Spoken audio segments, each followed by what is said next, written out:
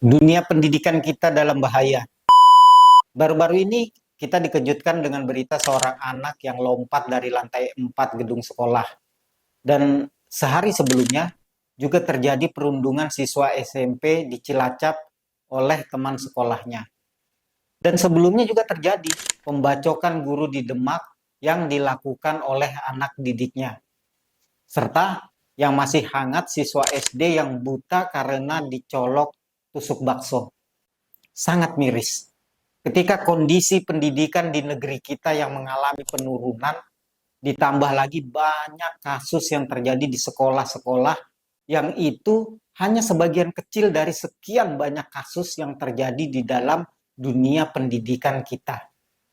Kekhawatiran pun muncul dari para orang tua, di mana sekolah yang seharusnya menjadi tempat untuk belajar anaknya, tapi kini justru menjadi tempat yang tidak aman dalam menempatkan anak-anaknya. Sebenarnya apa sih akar masalah dari dunia pendidikan kita? Dan siapa yang sebenarnya harus bertanggung jawab? Saya kok teringat dengan teman yang pernah menceritakan kepada saya, dan itu juga menjadi bagian kisah cerita saya di waktu sekolah. Di mana saat kami sekolah dulu, ketika guru memarahi, bahkan memukul, kami pun tidak berani untuk melawan. Bahkan untuk menceritakan kepada orang tua saja, kami itu tidak berani. Tapi berbanding terbalik dengan kondisi sekarang. Ya, meskipun ini bukan merupakan contoh pendidikan yang benar ya, tapi di situ saya melihat bagaimana guru mendidik dengan disiplin dan kami tetap menghormati guru itu.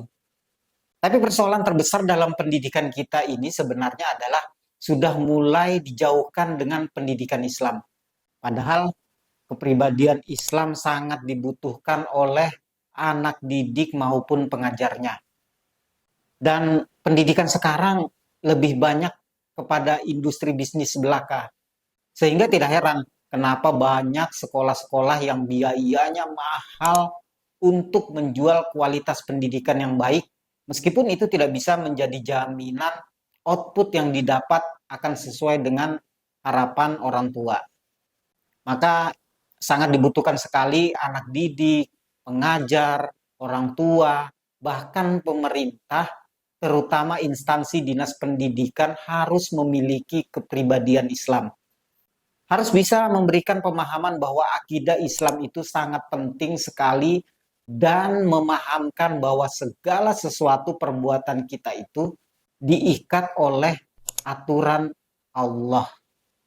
Lantas, siapa sebenarnya yang harus bertanggung jawab dalam hal pendidikan? Yang pertama adalah orang tua, karena mereka adalah filter yang paling awal dalam memberikan contoh kepribadian Islam. Dan itu akan tertanam dalam pemikiran anak-anaknya.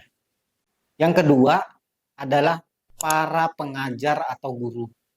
Jika mereka tidak memiliki kesadaran betapa pentingnya kepribadian Islam, maka anak didiknya pun tidak akan mendapatkan informasi itu.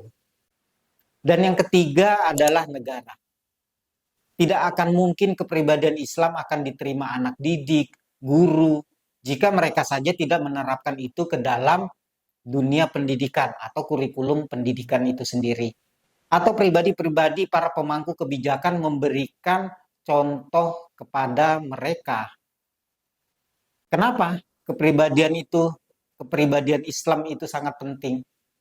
Karena jika kita memiliki kepribadian Islam, maka bisa dipastikan orang itu tunduk dan taat akan perintah dan larangan-larangan Allah.